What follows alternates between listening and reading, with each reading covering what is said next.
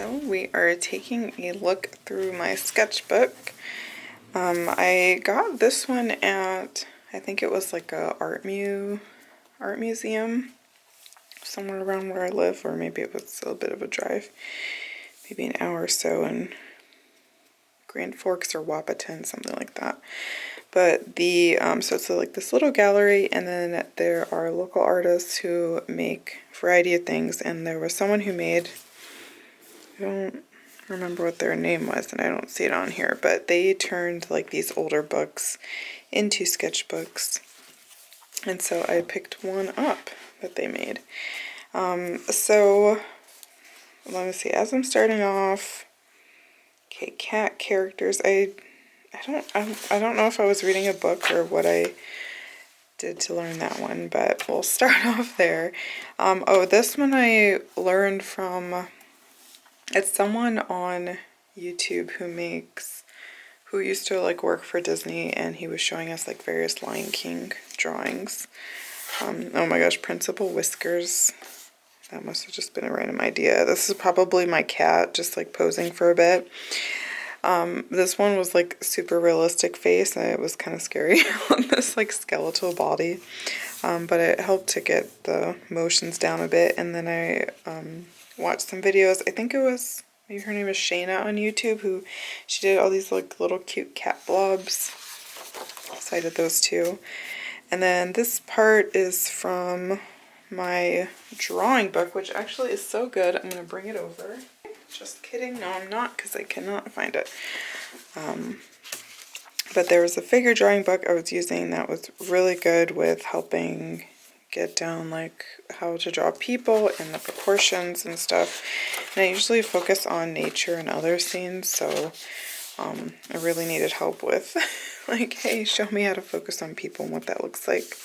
And then I think at some points they were like, oh, you can like make your own sort of characters in there. So that's what I did there. And then I started taking SVS Learn courses. So they are taught by illustrators who work in the industry, and they've been professionals for a lot of years. And it's basically like going to art school, but through online, and it's a lot more affordable than college. So tuition, and I think it's right now it's $30 a month, or you can pay for the year for like a discount. Maybe then it's like $20 a month. So like every week, definitely like doing like a bunch of lessons and getting them in, and yeah, just keeping with it. So at first, I have like a house here, and then there's some like character drawings, and then at the end of it, then we had to draw the house again. So it's interesting to see the progression. And yeah, various kinds of lines, lessons on perspectives. I thought this was so cool, like getting to put shapes out of other shapes. That was pretty neat. More shape drawings. And then over here I did, so for Red Riding Hood, had some little thumbnails on scenes I could do, but then I also did marker on the next page, so it kind of went through a bit. Yeah, and then I would make like little pages to like track like my progress, to make sure it is, you know, I'm like keeping with it, and then also give myself little motivation messages to kind of like keep going through it. So they have, I think it's 4 levels, and then they have like at least 5 classes within those levels. So that's what I'm trying to get through, and I think I'm on the 2nd level. Yeah, just started the 2nd level. So I got through the first one, and I'm trying to think what else. They do have like other courses like outside of that, but those are the main ones, and I want to make sure I got those down. Oh, so here's like at the end of the class now when we're doing a house, and this is from memory, or like your head, which I like rarely ever do. So I thought it was like really cool to see that you can kind of tell where the placement is, and everything's a lot closer together. And yeah, and then this is Jake. So Jake Parker taught some of the courses in this level, and he is the I mean, he does like his own comics. He's also worked on I think like Pixar or some kind of DreamWorks Studios, one of those animator studios. And he also started Inktober. So this is his character, Skull Chaser, and we drew that character throughout. And then I would print out the little certificate that they give you for the class. And let's see, it looks like the first one was draw everything. The next class, basic perspectives, doing that. And then I wrote some notes. And then I went into the next drawing I did, Agneta and the Sea King, which was a story that was originally written by a Swedish author.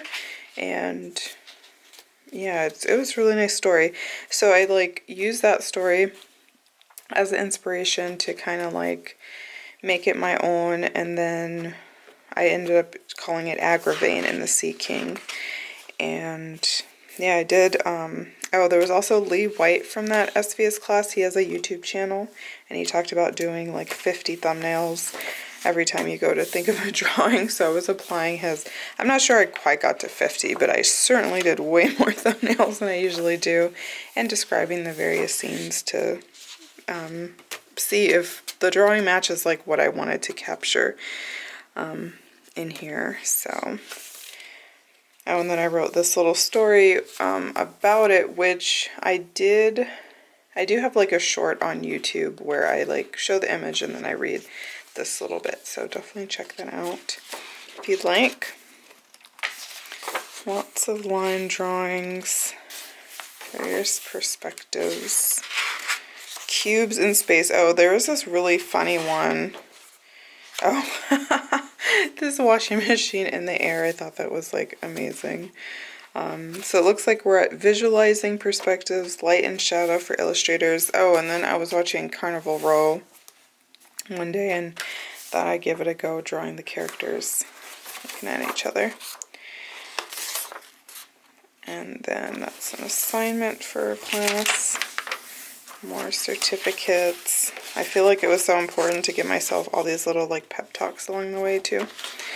Oh, and then this was about putting down like illustrators that like you enjoy in your own work, and then seeing like where it falls on the scale of graphic and stylized to realistic drawings and kind of thing. So I thought I was somewhere, I could be more on the graphic and stylized or a bit in the middle. So I mean, everyone knows Quentin Blake because of Roald Dahl's books and stuff. But Ruth Sanderson, she's like one of my favorite childhood ones. She did a classical book of fairy tales that is beautifully illustrated. And then of course Frida Kahlo. Just love her bright work, but also very honest work. Oh my gosh, I think this is my favorite spread out of the whole thing. It is The Magic of Color. And we have basics of color, seeing colors, magic color on the wheel, changing values. And I need to... Okay, I'm coming back because I just switched my mic because I looked at it and I was like, wait a second, I don't have my mic on, so sorry about the sound quality for there.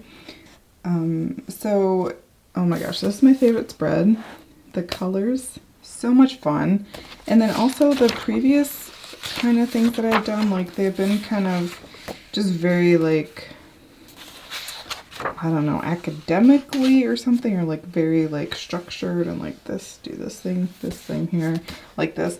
And then I found this color, which was taught by Terry class, to be very like feeling based and like emotions. And so I was kind of like getting that spark of like, I don't know, like just this is fun kind of thing. Like I'm not just, you know, just going through like these very like technical things. It was, so anyway, this, I just kind of exploded with all these creative ideas and started drawing all these pictures and stuff. The magic of color. So this was a really fun class, and this class ended up inspiring, what did it do? Or I don't know if it was like an inspiration thing, but it was something that like it like stayed with me. So there were kind of some things that I took about what colors mean and stuff, but then also like how they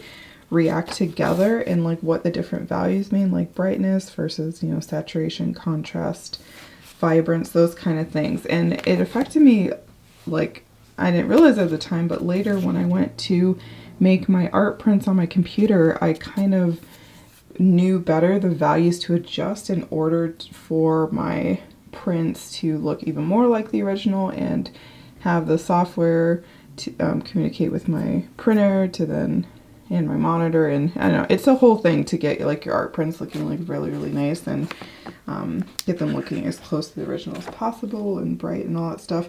And so like actually this class helped me know what those terms meant in Photoshop. So then I was able to adjust them, and then they like worked beautifully. So that was like a side effect that I had no idea was going to happen, because usually I did not like the way my printer printed things, but it turns out I just needed to know what to adjust. So in this one, let's see, we have top design, and so we are back to, I think it was Jake Parker who was doing that one.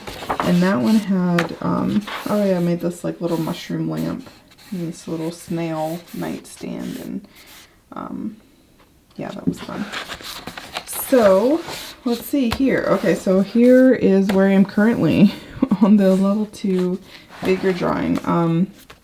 But for the basics of figure drawing, I did do a class locally where we drew from life for hours and for a couple weeks, and that was a very useful class. But I will show you some more.